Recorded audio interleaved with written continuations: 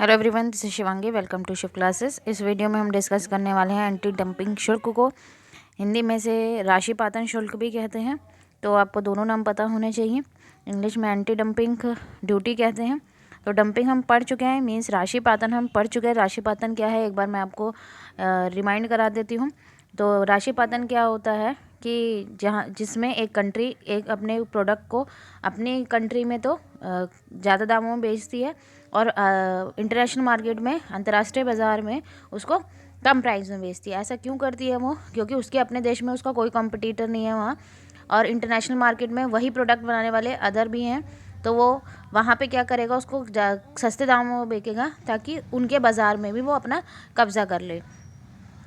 तो ये होता है डंपिंग। तो एंटी डंपिंग क्या है? शुल्क है, ठीक है। एंटी डंपिंग शुल्क है कि डंपिंग को कम करने के लिए जो शुल्क लगाते हैं देश, भाई जिनके यहाँ पे ऐसा करा जा रहा है कि भाई जो फॉरेन कंट्री है वो अपना प्रोडक्ट उनकी डोमेस्टिक कंट्री में आके कम दामों में बेच रही है, तो जो घरेलू सरकार होती है वो तो विदेशी आयातों पर लगाती है कि भाई हम विदेशों से उसे इम्पोर्ट कर रहे हैं, ठीक है। आयात है कि भाई इम्पोर्ट हो रहा है वो हमारे देश में, तो उसके ऊपर क्या लगाएगा? शुल्क लगाएगा देश, मीन्स सरकार शुल्क लगाएगी। जो जब उस पर शुल्क लग जाएगा तो उसकी जो प्रोडक्ट का जो प्राइस है वो हाई हो जाएगा। तो उससे क्या होगा कि जो हमारे कंज्यूमर पहले उस प्रोडक्ट को खरीद रहे थे, फिर उनके लिए वो क्या हो जाएगा? महंगा हो जाएगा। हमारी वस्तु सस्ती होगी तो वो उनको खरीदेंगे।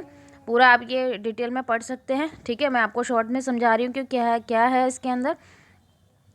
तो यहाँ पे घरेलू उपभोक्ताओं को क्या है, यहाँ पे घरेलू उपभोक्ताओं को और यहाँ पे कीमतें क्या हो सकती हैं, शुल्कों से बढ़ जाएंगी घरेलू उपभोक्ताओं के लिए। डंपिंग, अगर एंटी डंपिंग यहाँ पे शुल्क लग रहा है तो उससे क्या होगा भाई, हमारा जो प्रोडक्ट है वो सेफ़ हो जाएगा कि भाई हम अपना ही प्रोडक्ट खरीदेंगे, जो देश के उपभोक्ता होंगे, और वो विदेशी जो चीज़ आ रही है, वस्तु आ रही है मार्केट के अंदर, उसको वो नहीं खरीदेंगे क्योंकि वो उनके लिए महंगी हो जाएगी। लेकिन जो विश्व व्यापार संगठन है, ठीक है, हमने पढ़ा था डंपिंग में, राशि पातन में, वो कहते हैं कि डंपिंग जो है वो लीगल है, ठीक है। तो विश्व व्यापार संगठन क्या करता है? एक अंतर्राष्ट्रीय संगठन है, ठीक है, जो राष्ट्रों के बीच व्यापार के नियमों से संबंधित है। तो विश्व व्यापार संगठन डंपिंग रोधी उपायों के अंतर्राष्ट्रीय विनियमन सहित अंतर्राष्ट्रीय व्यापार नियमों का एक सेट भी संचालित करता है।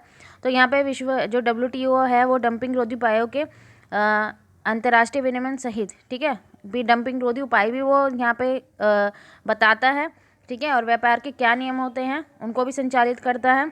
तो यहाँ पे जो विश्व व्यापार संगठन है, जो डंपिंग में लगी कंपनियां उनमें हस्तक्षेप नहीं करती, ठीक है, लेकिन वो किस चीज़ पर ध्यान केंद्रित करती है कि डंपिंग के अभ्यास पर सरकारें कैसे प्रतिक्रियाएं कर सकती हैं कि भाई डंपिंग का जो उनके देश में अगर हो रहा है तो वो किस तरीके से प्रतिक्रियाएं कर रही हैं या फिर नहीं कर सकती हैं। तो सामान्य तौर पर जो WTO है वो समझौता सरकारों को डंपिंग के खिलाफ कार्रवाई करने की अनुमति देता है, ठीक है। कब अनुमति देता है? कि जब एक अनुबंध के क्षेत्र में स्थापित उद्योग को भौतिक क्षति का कारण बन रहा है, कि भाई उसकी भौतिक जो है उसको क्षति पहुंचा रहा है यहाँ पे उद्योग को, तो यहाँ पे एक देश जो है वो डंपिंग के खिलाफ एक्शन ले सकता है, ठीक है। तो इस केस में एक देश जो है वो डंपिंग के खिलाफ एक्शन ले सकता है कि भाई उस पर वो एंटी डंपिंग शुल्क लगा देगा, जिससे वो वस्तु महंगी हो जाएगी। तो जो वस्तु सस्ती होके उसके यहाँ पे आयात होके आ रही थी, मार्केट में बिक रही थी, तो वो अब लोगों के लिए महंगी हो जाएगी, और वो अपने जो डोमेस्टिक मतलब घरेलू में ही जो बाज़ार में उसका प्रोडक्ट बिक रहा है तो वो उसको ही खरीदेंगे। आई होप आपको क्लियर हो गया होगा। अगर वीडियो अच्छी लगी हो तो like it, share it and subscribe my channel. Thank you.